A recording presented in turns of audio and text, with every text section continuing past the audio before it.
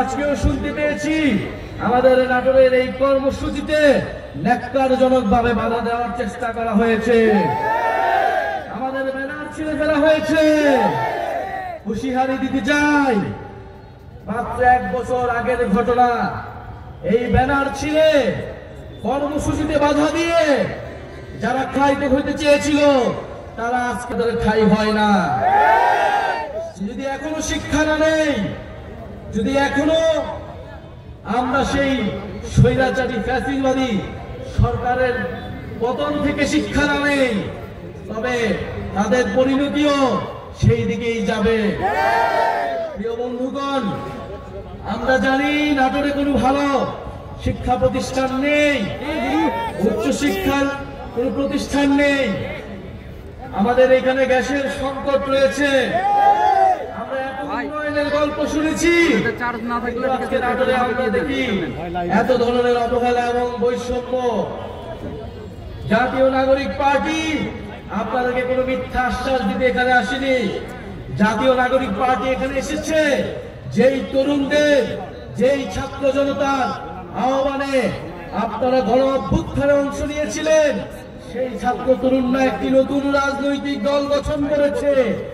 সেই তরুণরা এখন দেশ গঠন করতে চায়। আপনারা সেই তরুণদেরকে সহায়তা করুন, সেই ছাত্র জনতার পাশে এসে দাঁড়ান। আমরা বিশ্বাস করি ঐক্যবদ্ধভাবে আমরা যেভাবে ফ্যাসিবাদের পতন ঘটিয়েছিলাম, সেই একইভাবে আমরা এই বাংলাদেশ বিনির্মাণ করতে পারবো।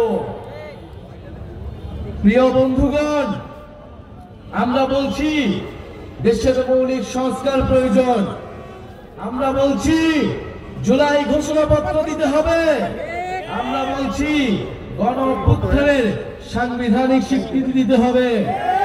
এই গণ অভ্যুত্থানে যে সকল ভাইয়েরা বোনেরা নেমে এসেছিল, যে সকল মানুষ শহীদ হয়েছিল, তাদের সেই শহীদি মর্যাদা রাষ্ট্রকে দিতে হবে।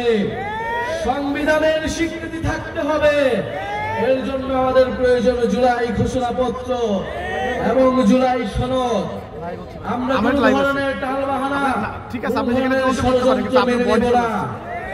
প্রিয় নাটোরবাসী, আজকে যারা আপনারা অক্লান্ত পরিশ্রমের মাধ্যমে আজকের এই কর্মসূচিকে সফল করেছেন, সকল বাধা বিপত্তিকে তোয়াক্কা না করে মাঠে থেকেছেন, সেই নাটোর জেলার সকল স্তরের জাতীয় নাগরিক পার্টির নেতা কর্মীদের আন্তরিক ধন্যবাদ জানাচ্ছি।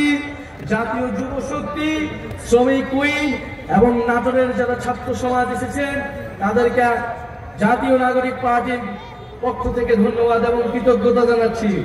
আরো ধন্যবাদ জানাচ্ছি আপনারা যারা